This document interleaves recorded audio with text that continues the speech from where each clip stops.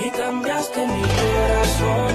Viniste a tomar control de todos mis pasos. Hoy tengo tu abrazo. Cambiaste mi corazón. Viniste a tomar control de todos mis pasos. Ya no vivo yo, solo tú en mí. Ya no vive aquel por el cual yo sufrí.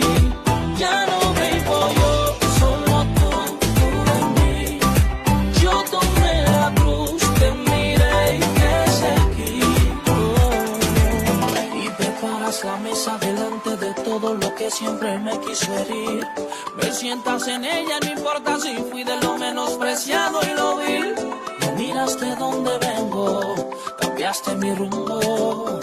Cambiaste mi mente, mi vida, cambiaste mi mundo y cambiaste mi corazón. Uno de ustedes, estamos con la serie de la puerta de Jerusalén, las puertas de Jerusalén, restaurando las puertas y posiblemente usted se preguntará, ¿de qué manera podemos nosotros restaurar las puertas de Jerusalén?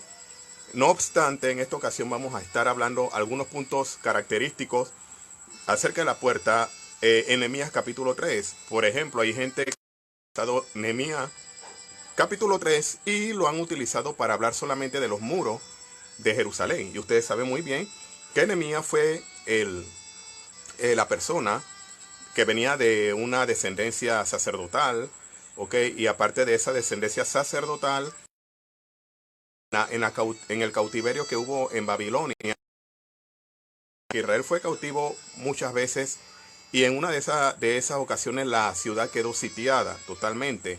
Y lo que ocurrió es que la ciudad estaba consumida por el fuego. Por ejemplo, si usted lee en el capítulo 1, el capítulo 2 del libro de Nehemías, se va a dar cuenta de que la ciudad estaba asediada, los sepulcros estaban destruidos, la ciudad estaba consumida por el fuego y los muros estaban derribados. 3 puntos preponderantes en el cual, por causa de esto, se debía restaurar la puerta de Jerusalén. Entonces, uno de esos puntos característicos era de que Nehemías estaba triste. Nehemías era el copero del rey. Como copero del rey, yo les hablé en los audios anteriores de que los coperos del rey se le cortaba a su órgano viril, ¿ok? Para no sentir ningún sentimiento, ninguna pasión sexualmente hablando. Eso también ocurrió con aquellos que iban a atender a la reina, ¿ok? A los que atendían a la reina le cortaban el miembro viril y ellos de ninguna manera podían acceder, porque se daban casos en el Antiguo Oriente de hombres que accedieron a las reinas y muchas veces asesinaban a las reinas y de hecho más adelante mataban a aquellas personas también. Sin embargo, Nehemías era hebreo y como era hebreo, él le correspondía hacer esa labor. Y como copero del rey, una de las causas, ya le dije, le cortaban su órgano viril, reproductor de masculino. Sin embargo, no a todos, pero como Nehemías era un hombre devoto a Dios, él tomó el reto de querer restaurar las puertas, los muros de Jerusalén. Y recuerden, y también él estaba triste por los sepulcros. Si usted lee el capítulo 2 del libro de Nehemías, se da cuenta que las puertas estaban consumidas por el fuego, ¿ok? Y los muros estaban derribados. Siempre los predicadores hablan acerca de los muros y hablan de los muros acerca de que hay que restaurar los ministerios, hay que levantar altares y utilizan el libro de Nehemías para alguna guerra espiritual y todo lo demás. Sin embargo, muchos se olvidan de algunos puntos importantes que es las puertas.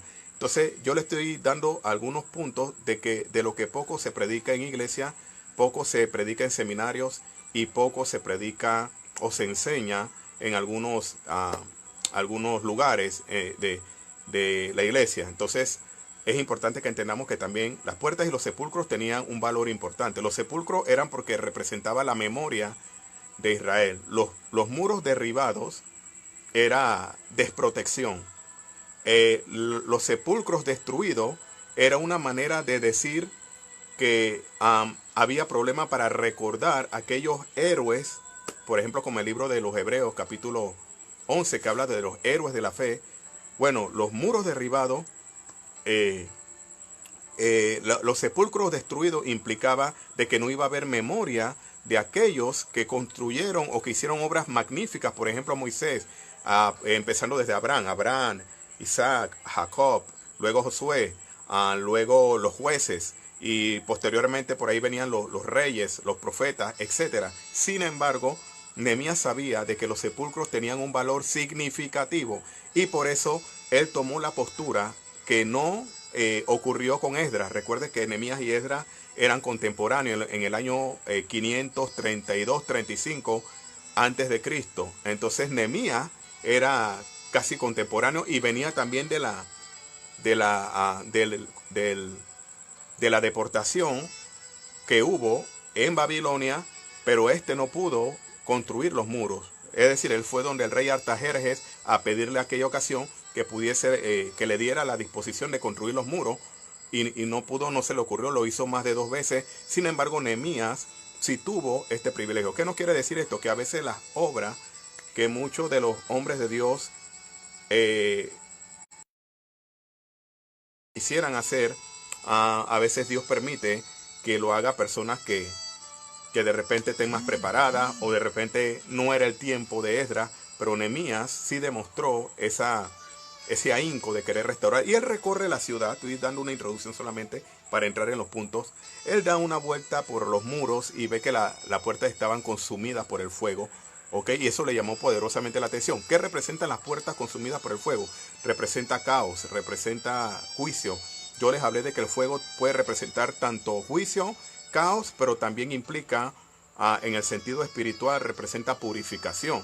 Pero en este caso, los muros estaban destruidos y las puertas consumidas por el fuego. Entonces, ¿qué representaban las puertas? Yo les hablé que las puertas representan cada parte de nuestra vida espiritual.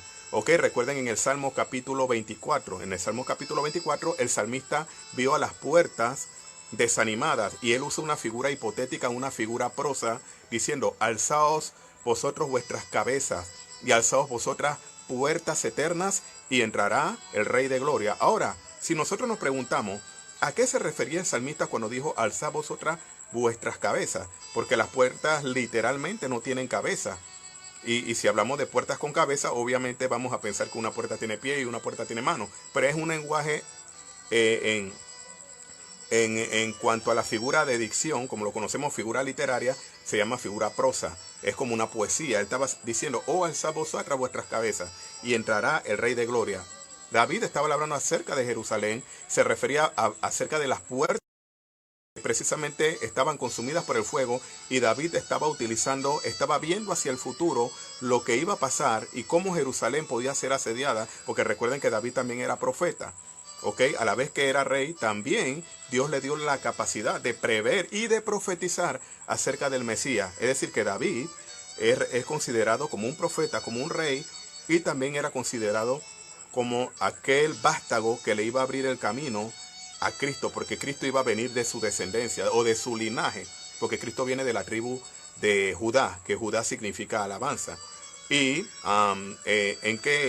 por ende a Jesús se le llama más adelante hijo de David, porque venía del linaje de la descendencia carnalmente de David. Entonces, cuando dice alzad vosotros vuestras cabezas, alzad vosotras puertas eternas, y entrará el Rey de Gloria, lo que está diciendo es que levántense, le está diciendo a Israel, porque las puertas aquí representan Israel. Entonces quiero ejemplificarle a ustedes que cuando se está hablando de puertas en el libro de Nehemías, está hablando de las puertas derribadas, sí, consumidas por el fuego. Pero hipotéticamente hablando, cuando David estaba viendo las puertas, le estaba viendo agachadas. Es decir, las puertas representan Israel, pero las puertas también podemos representar nosotros, que es la iglesia. ¿Ok? Porque hizo: levántense cabezas, levanten, oh puertas eternas, y entrará el Rey de Gloria. ¿Qué está diciendo? Que el Rey de Gloria no puede entrar si ustedes están desanimados. El Rey de Gloria no puede entrar si ustedes tienen sus cabezas abajo. El Rey de Gloria no se puede glorificar, no puede manifestar su poder si ustedes están desanimados. Y David estaba viendo a Jerusalén desanimada, estaba viendo a la ciudad, al pueblo que ama a Dios, al pueblo que es escogido por Dios, al pueblo escogido de Dios, al pueblo de Él, lo está viendo desanimado. Pero Él está diciendo: levanten sus cabezas. Proféticamente hablando, Él estaba hablando hacia el futuro, de que para que el Rey de Gloria pueda restaurar nuestras puertas o pueda entrar, necesitamos levantar nuestra cabeza. ¿Cuál es mi palabra en este momento?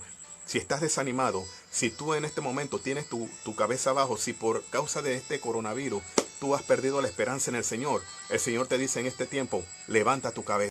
No es tiempo de tener tu cabeza abajo, es tiempo de levantar, porque tú eres puerta eterna. Escuche, dice, alzad vosotras vuestras cabezas y alzad vosotras puertas eternas, y entrará el Rey de Gloria. ¿Cómo yo le hago la similitud? Le hago la similitud con Nehemías capítulo 3, porque en Nehemías capítulo 3, en el capítulo 2, Nehemías ve las puertas consumidas por el fuego, ¿ok? Él hace el recorrido totalmente con su cabalgadura y dice que no había cabalgadura junto a él. Él solo recorrió la ciudad y él dijo, hay que restaurar esto. Y en el capítulo 3 empieza a restaurar puerta por puerta. Escucha esto, puerta por puerta.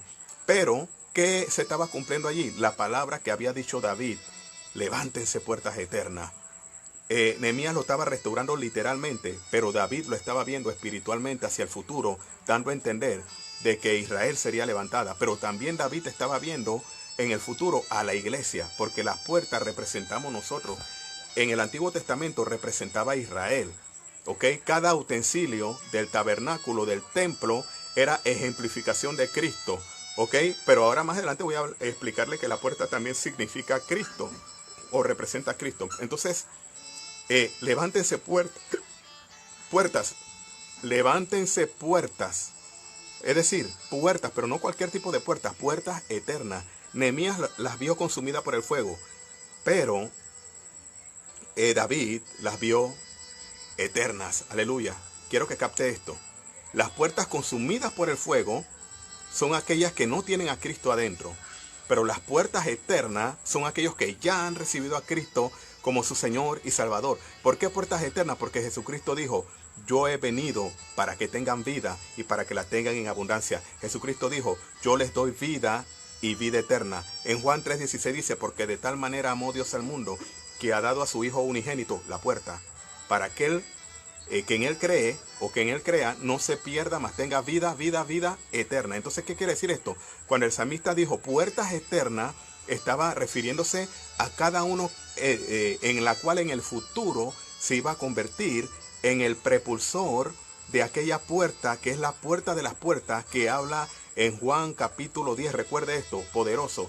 Juan capítulo 10, versículo 9, 8 en adelante. Del 8 en adelante dice, yo soy la puerta, y el que por mí entrare, entrará. Primero dice, yo soy la puerta de las ovejas. Pero él dice, primero dice, yo soy la puerta sin ningún identificativo. Pero después dice, yo soy la puerta de las ovejas, que eso está en el capítulo 3, versículo 1 de Nehemías. Escuche, pero primero déjeme, antes de llegar en estos puntos que es resumen. Yo soy la puerta. Oh, pero si Él es la puerta, entonces nosotros somos puertas también. Aleluya. Si Él es puerta, nosotros somos puertas. Porque si Cristo dijo, yo soy la luz del mundo, entonces Mateo dice que nosotros somos luminares del mundo. ¿Ok? Entonces, ¿qué implica esto? De que nosotros somos puertas. Cristo es la puerta eterna, pero nosotros nos convertimos en puertas eternas porque entramos, aleluya, entramos a la verdadera puerta que es Cristo. Y Cristo dijo que el que por mí entrare, entrará y hallará vida eterna. Todos aquellos que han entrado por Cristo o han aceptado a Cristo como su Señor y Salvador, se convierten automáticamente o espiritualmente en puertas eternas. Y esto es poderoso, porque esto fue lo que realmente David estaba viendo. David estaba viendo sí hacia el futuro, estaba viendo al pueblo de Israel restaurado, y eso ocurrirá en el futuro. Pero también David estaba profetizando lo que Nehemías iba a hacer. Nehemías prácticamente no lo iba a visualizar, porque Nehemías no era profeta. Él iba a ser simplemente un reconstructor, pero también Nehemías es tipo de Cristo, porque Nehemías, su nombre significa el que restaura o restaurador, que es tipo del Espíritu Santo o tipo también de Cristo. Yo hablé anteriormente de que eso de restaurador o de edificador es ejemplificación, o consolador es ejemplificación del Espíritu Santo, porque Cristo había dicho, yo me voy, no os dejaré huérfanos, enviaré un consolador para que esté con ustedes todos los días del fin del mundo, otro como yo, con el mismo ímpetu mío, con las mismas características mías, pero Él hará ahora una función que yo no hice aquí en la tierra, el Espíritu Santo. Entonces Nehemías representa tanto es una tipología de Cristo como restaurador, pero también una tipología del Espíritu Santo. Por eso su nombre significa Jehová restaura. Ahora bien, recuerden, Nehemías estaba restaurando las puertas literales, pero David estaba viendo hacia el futuro. David estaba viéndonos a nosotros ya restaurados en Cristo. Nos estaba viendo ya restaurados en Cristo. Entonces, escuchen. Todas estas puertas, la primera puerta, recuerden, la puerta, no le voy a profundizar tanto porque tengo que hablar de la puerta oriental hoy, de la puerta oriental y de la puerta del juicio. Eso es lo que me compete a mí en esta noche. Pero para los que quieren saber de las otras puertas, recuerden, la puerta de las ovejas, la puerta del pescado, la puerta del valle, ¿ok? La puerta del muladar, la puerta de la fuente, la puerta de las aguas y la puerta de los caballos. 5 puertas yo les toqué. Y los que quieren ver este video, entren a mi página Ministerios Queruso. Ahí abajo aparece Ministerios Queruso. Y en esa página, ¿ok?, le va a dar una referencia, un link para que usted llegue y vea y se meta a YouTube y se meta a mi cuenta oficial, donde ahí yo he puesto los videos en vivo y también los he editado, ¿ok?, para que usted lo vea con mayor preponderancia. Entonces, no le voy a ejemplificar cada puerta. Le doy la tarea para que usted vaya y vea la puerta de las ovejas, que recuerden, la puerta es Cristo, pero es Cristo en cada área de nuestra vida espiritual. ¿Ok? Esto es bien poderoso. Se meta y si quiere también usted me la pide y yo se la envío también a cada uno. ¿Ok? Usted me envía ahí su link o si quiere que se la dé. Entonces, la puerta que me compete a mí, ¿ok?, está... recuerden, las 5 puertas anteriores, usted puede verla ahí en mi página. Entonces la puerta que quiero hablarles es la puerta del oriental, la puerta oriental, capítulo 3, versículo 29. Dice, después de ello, Sadoc, hijo de Immer, hizo reparaciones frente a su casa, escuche esto, frente a su casa, y tras él hizo reparaciones Semaías, hijo de Secanías, portero de la puerta oriental. Portero de la puerta oriental. Vamos a detenerlo ahí. Portero de la puerta oriental. Esta persona, Senaía, que significa reparador. Escuche esto. Significa reparador. Y estaba ¿dónde? En la puerta oriental. Ahora vamos a ejemplificar qué significa la puerta oriental. Pero me llama poderosamente la atención lo que dice antes. En la parte A del texto dice, después de ellos Sadoc, hijo de Immer. Sadoc era un sacerdote, ¿ok? Solamente los sacerdotes eran los que podían restaurar. Escuche esto, solamente los sacerdotes son los que pueden restaurar. ¿Y qué significa esto? De que en el Antiguo Testamento solamente los sacerdotes eran los que ejemplificaban la labor o hacían propicia la labor en el templo, solamente los sacerdotes. Y los sumos sacerdotes entraban al lugar santísimo una vez al año a ofrecer sacrificio por el pueblo, por el pecado del pueblo. Degollaban a una oveja, a un cordero, y entraban al lugar santísimo. El sacerdote quedaba afuera porque solamente eran los de la tribu de Leví, que eran hijos de Aarón, y ellos eran los que designaban si Dios recibía o no el perdón de pecado por el pueblo. Entonces, ¿qué ocurre aquí? Que los sacerdotes también eran los que tomaban posesión del templo, de las cosas, de los utensilios del templo, los únicos que podían tocarlo, y eran los únicos que podían propiciar el culto en el templo. ¿Qué indica esto? Que también los muros y demás también estaban preparados para los sacerdotes. Entonces, ¿qué indica esto? En el Nuevo Testamento ya no hay sacerdotes literalmente hablando. Así que si usted dice que los padres, sin tratar de ofender ni hacer que se sienta mal, literalmente el sacerdote, el verdadero sacerdote, se le llama a la iglesia. El verdadero nombre sacerdote es para todos los que han obedecido a Cristo. Y eso está en 2 Pedro capítulo 2, donde dice, vosotros sois linaje escogido, real sacerdocio. No dice solamente sacerdotes, no. Real sacerdocio quiere decir que nosotros tenemos una magnitud mayor que aquellos sacerdotes del Antiguo Testamento. Quiero que sepan por qué. Porque los sacerdotes del Antiguo Testamento solamente eran sombra de Cristo. Simplemente tenían una imagen o una manera simbólica de representar a Cristo en la tierra, porque tenían que entrar una vez al año. Cada año tenían que ofrecer. Pero tú y yo, ahora desde que hemos aceptado a Cristo como Salvador, ahora nosotros podemos entrar confiadamente al trono de la gracia para hallar gracia, para el oportuno socorro, según Hebreos capítulo 3. Pero miren esto, también en segunda de Pedro capítulo 2, dice en los primeros versículos, dice que vosotros sois linaje escogido. Capítulo 1, real sacerdocio, nación santa. No solamente somos sacerdotes, somos real. Esa palabra real allí significa de que somos el verdadero, es decir, no somos una sombra, somos el verdadero sacerdocio, que ahora nosotros ofrecemos no sacrificios, no necesitamos entrar una sola vez al año para ofrecer sacrificio, no, porque ahora mismo no hay sacrificio que valga. Ahora, por medio del sacrificio de Cristo, que Él fue el sumo sacerdote que entró una vez y para siempre, según el libro de Hebreos capítulo 6, una vez y para siempre, ya no hay más sacrificio por el pecado. Ese verdadero sacerdote o sacerdote, Cristo, entrando al lugar santísimo, cuando muere y resucita. Cuando Él resucita, se va a la diestra del Padre. Ya Él entró una sola vez. El sacerdocio levítico imperfecto, porque Hebreos capítulo 6, 22 habla de lo imperfecto, es decir, ya eso caducó, ya eso ya pasó, eso no tiene que ver, no tiene ningún poder o ninguna relevancia ahora. Ahora tú y yo somos los que tenemos relevancia por medio de Cristo. Entonces Cristo entró una sola vez y para siempre. Nadie más tiene que entrar. Si alguien le dice a usted que tiene que confesar su pecado ante algún padre, ante algún sacerdote, y que ese sacerdote representa a Cristo en la tierra, es un falso evangelio, está equivocado. Porque la iglesia de Cristo es el verdadero sacerdocio. La iglesia de Cristo representa el verdadero sacerdocio, el real. Eso implica realeza, y la palabra realeza viene de rey. Quiere decir que nosotros no solamente somos real sacerdocio, sino que tenemos una especificación pura para estar juntamente con Cristo. Aleluya.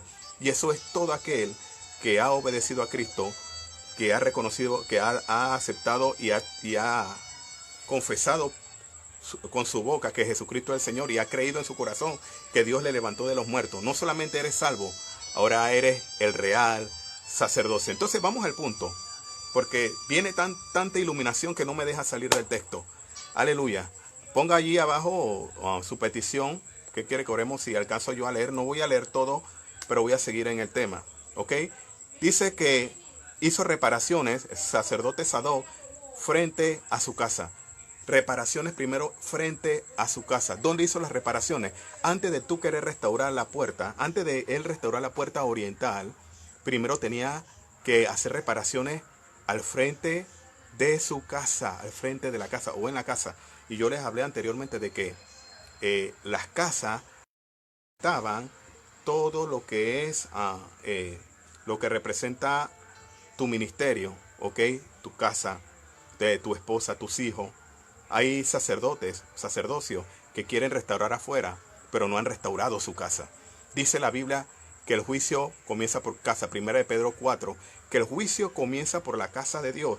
Y si comienza por casa, ¿dónde quedará el impío? ¿Dónde quedará el que no es cristiano?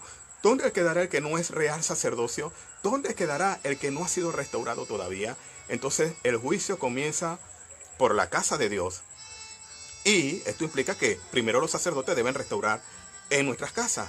Ahí dice al frente de su casa. Y cuando dice al frente, da a entender de que es lo que está alrededor o lo que forma parte de esa casa. Entonces, ¿qué implica esto? Que los sacerdotes tenían que estar claros que las casas tenían que estar restauradas primero.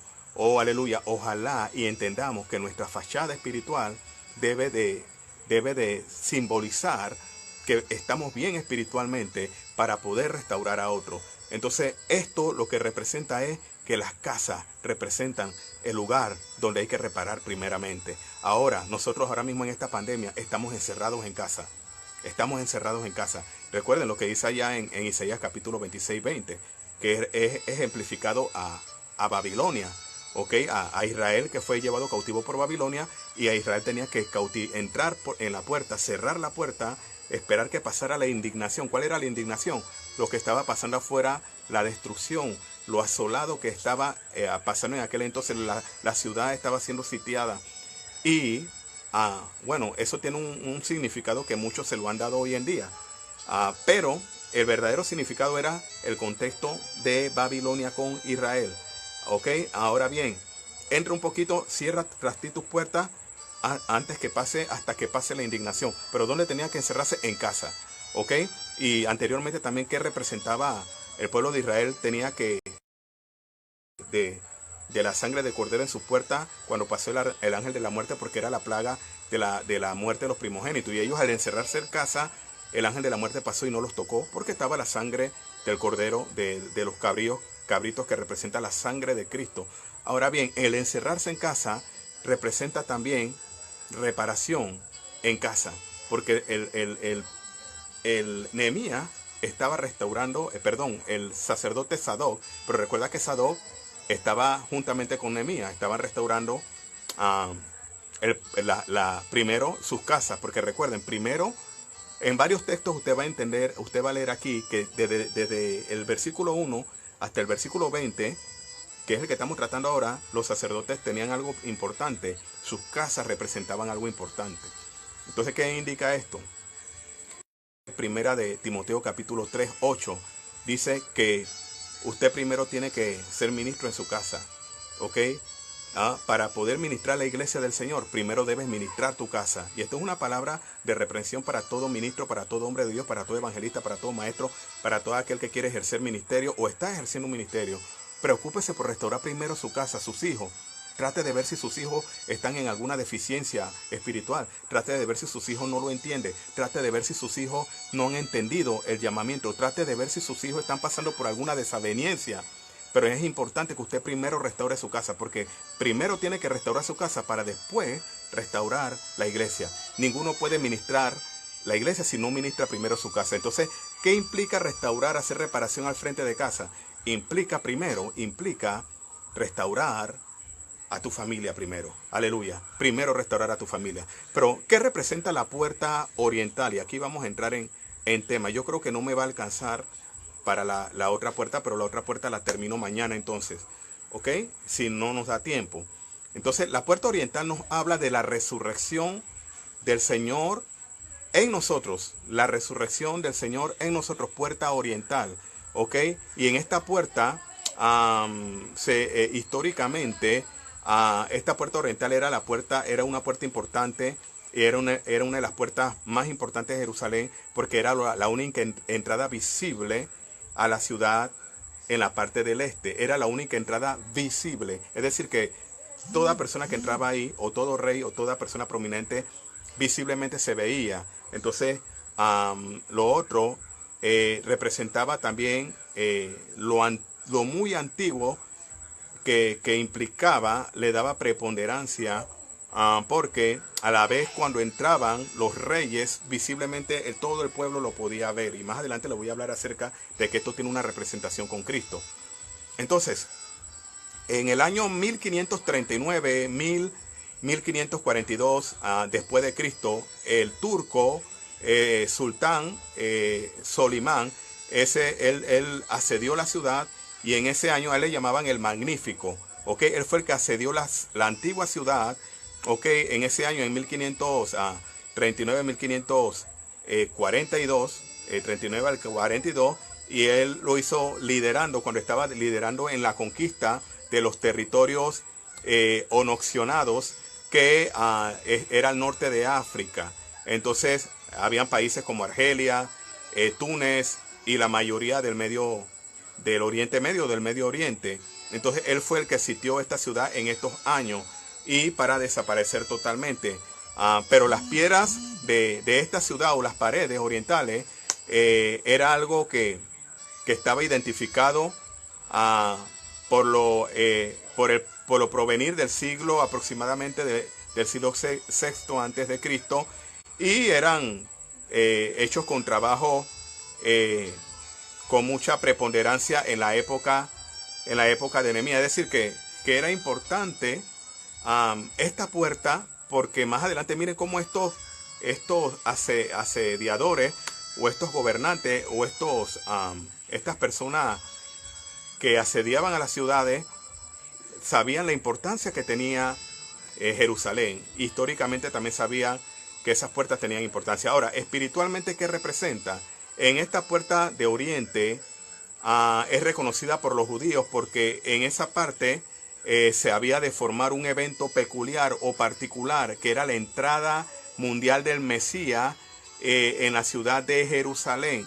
Pero miren esto, tiene dos características. Uno, la entrada triunfal de Mesías en Jerusalén, pero también tenía una ejemplificación futura que iba a ser en su venida. Entonces la puerta oriental representa el lugar donde nos preparamos para la venida de Cristo. Eso es lo que representa, es el lugar donde esperamos o donde nos preparamos espiritualmente para esperar su venida. Entonces la puerta oriental es Cristo, pero Cristo entró por el oriente literalmente hablando o hipotéticamente hablando. Miren, en Zacarías 14:4 dice, y se afirmarán sus pies en aquel día sobre los montes de los olivos que está enfrente de Jerusalén al oriente. Escuche. Al oriente, es decir, al oriente de Jerusalén. Dice que Nehemías restauró la puerta oriental. La puerta, recuerden, la puerta representa a Cristo. Oriental da a entender que el lado del oriente era un lugar importante para Jerusalén. Pero para nosotros como la iglesia,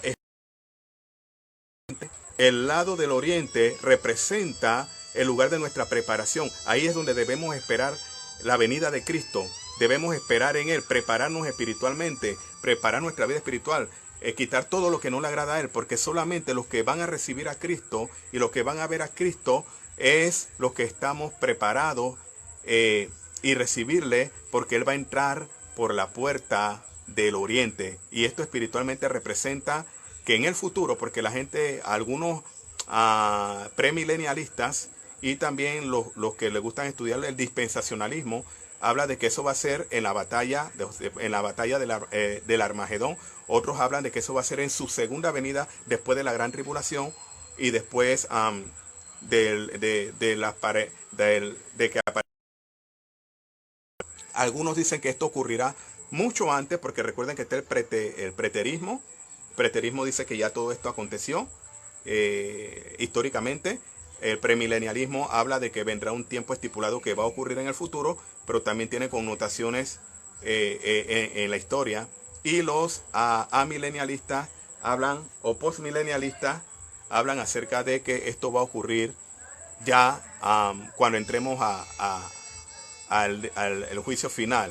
Pero en base de esta profecía, escuche esto, también la puerta oriental se le llama la puerta dorada. Ok, la puerta dorada, tanto la puerta oriental históricamente usted la puede encontrar como puerta dorada también. Entonces, históricamente podemos decir también que esa puerta fue sellada a la vez que fue asediada más adelante, y fue sellada también por Solimán el Magnífico, y eso fue en los años 810. Allí fue sellada esta puerta. Históricamente se habla de que nadie puede entrar ni salir por esta puerta. Esa puerta está sellada, literalmente hablando.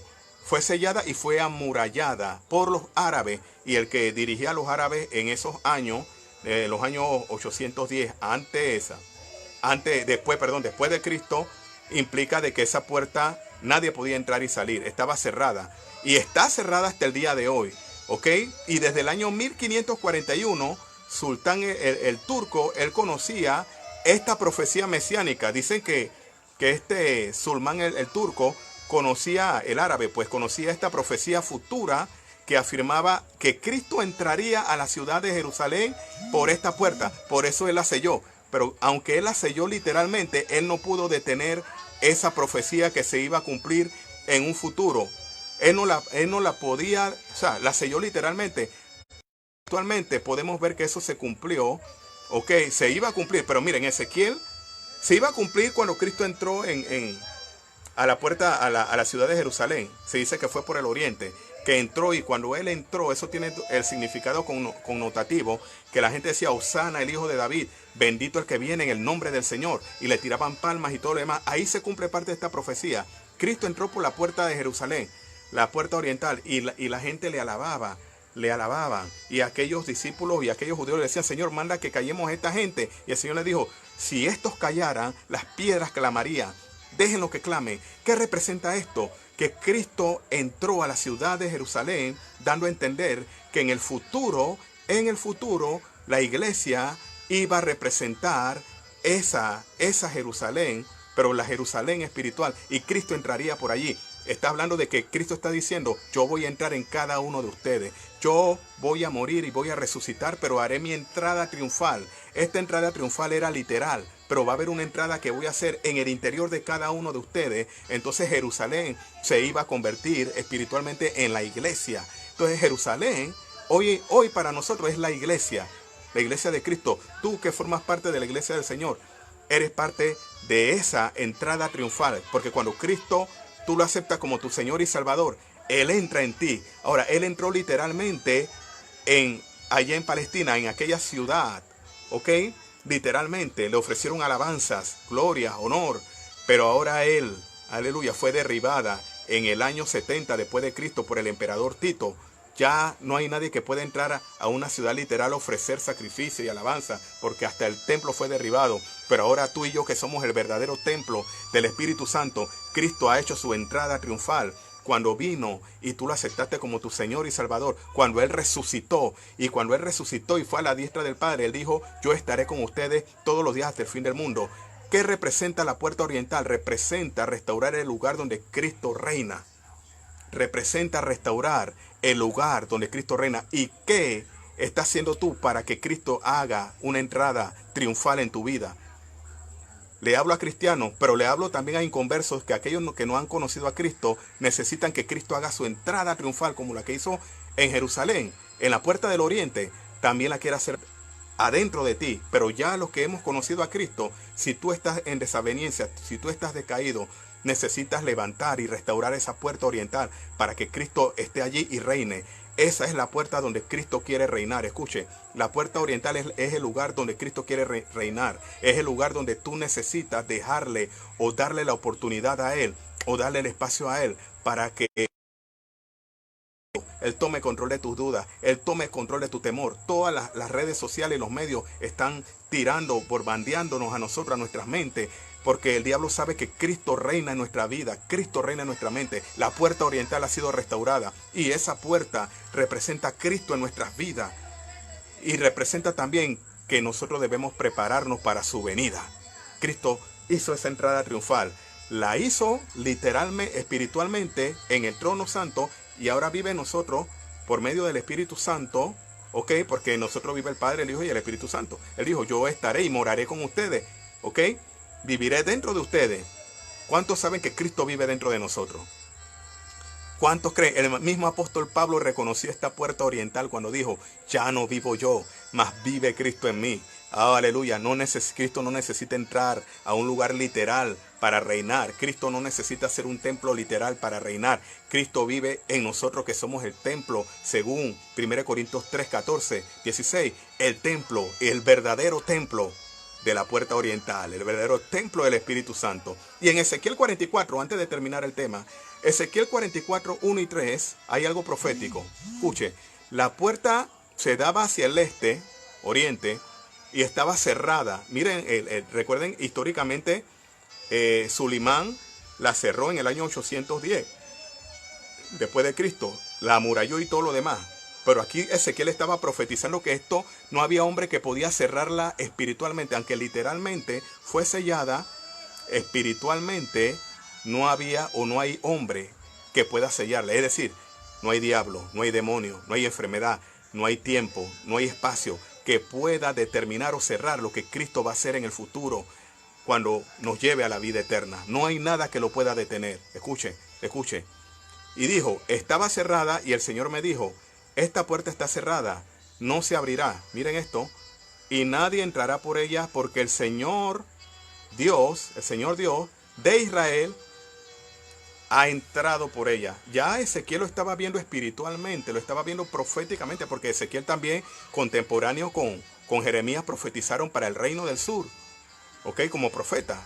Vio muchas visiones y vio muchas figuras, y en esta estaba viendo al Señor entrando por el templo. Recuerden que el templo había sido abandonado, la presencia de Dios se había ido del templo.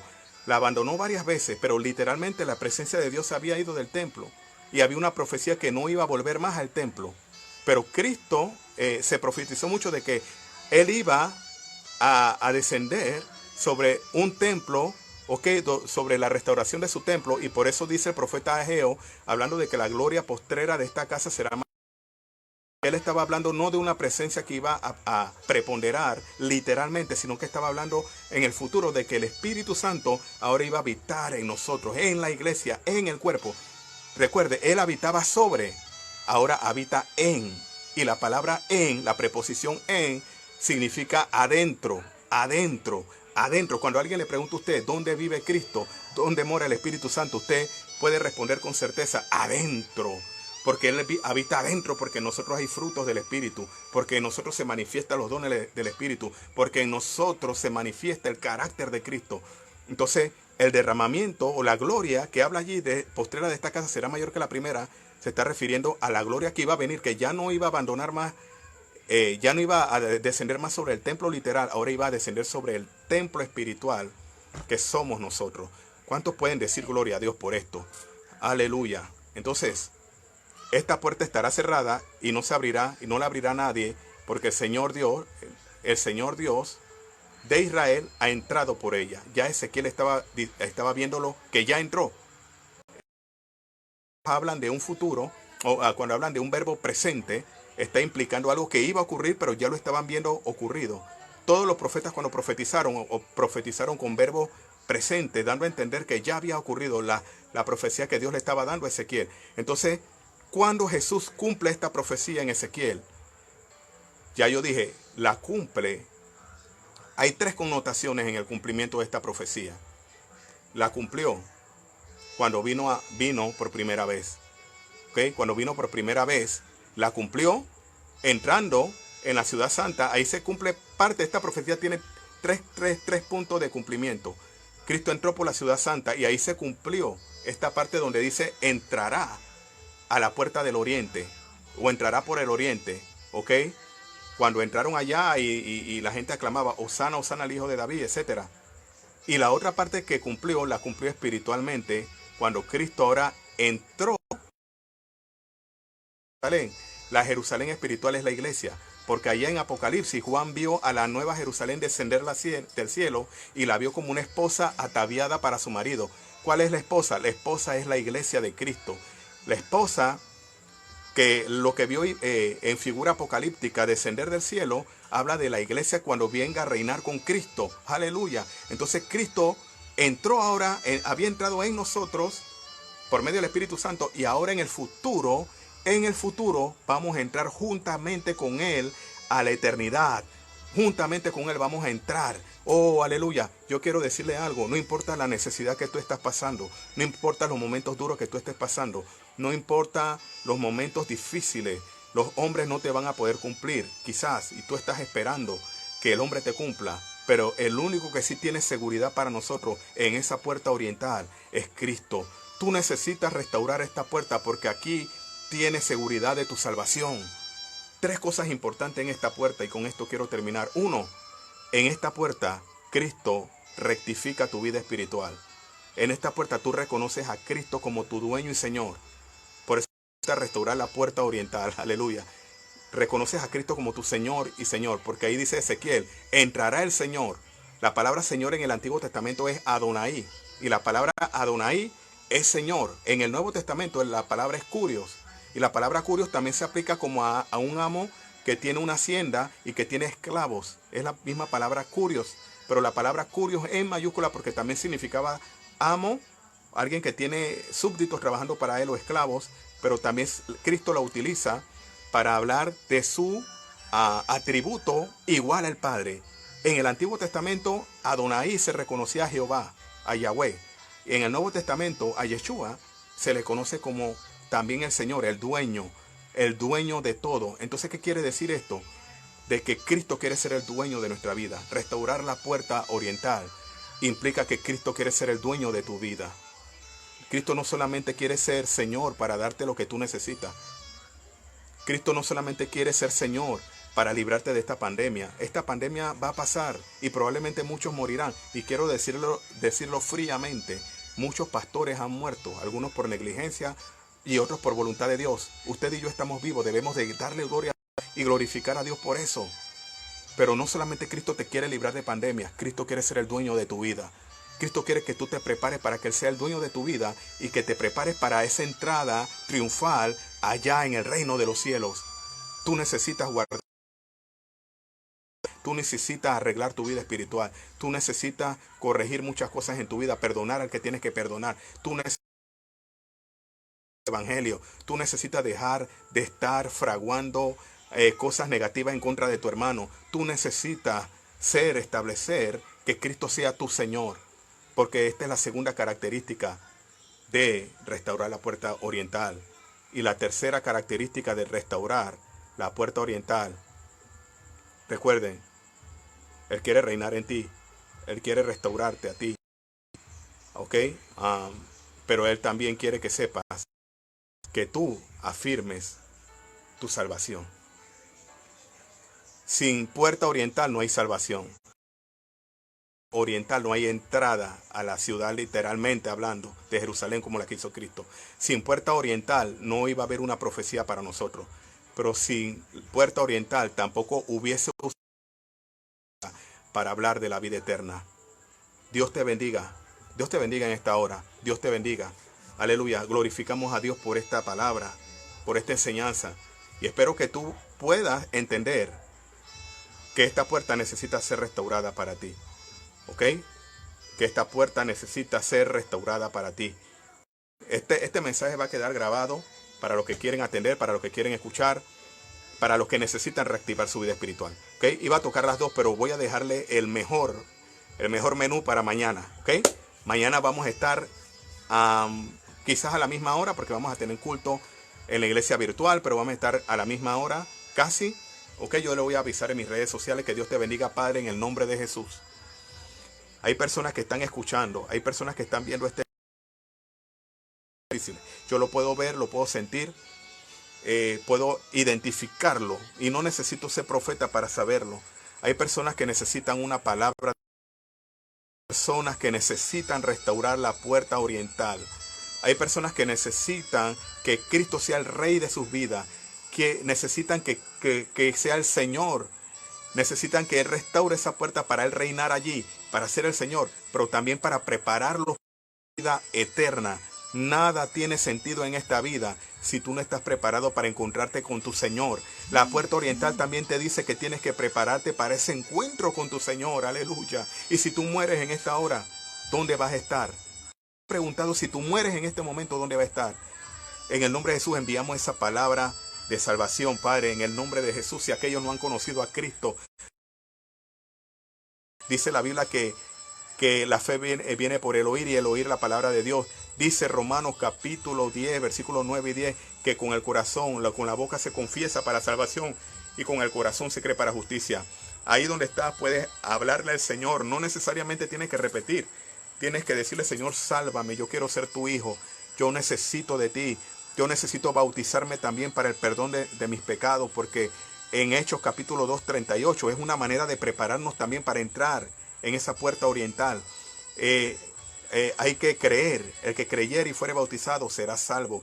Tienes que creer, tienes que arrepentirte de tus pecados. Arrepentir es la palabra metanoia. Dar un giro de 180 grados, 190 grados y dejar el pecado. Convertirte, arrepentidos y convertidos para que vengan sobre vosotros tiempos de restauración y refrigerio. Y el Espíritu Santo venga sobre vosotros. En el nombre de Jesús, Padre. Dice la palabra también que el que persevere hasta el fin, este será salvo. Una vez que tú reconoces a Cristo como tu Salvador, también necesitas perseverar, pero también necesitas prepararte día tras día. Jesucristo les dijo allá en Mateo 28, 19 al 20, enseñándole a que guarden todas estas cosas que yo les he hablado, bautizándolos en el nombre del Padre, del Hijo y del Espíritu Santo. Pero dice, perseverando hasta el fin, perseverando hasta el fin. Necesitas perseverar. No dejes que la prueba te aflijan. No dejes que las situaciones, que las circunstancias te derriben. No, agárrate de Cristo. Agárrate de esa puerta oriental que es Cristo.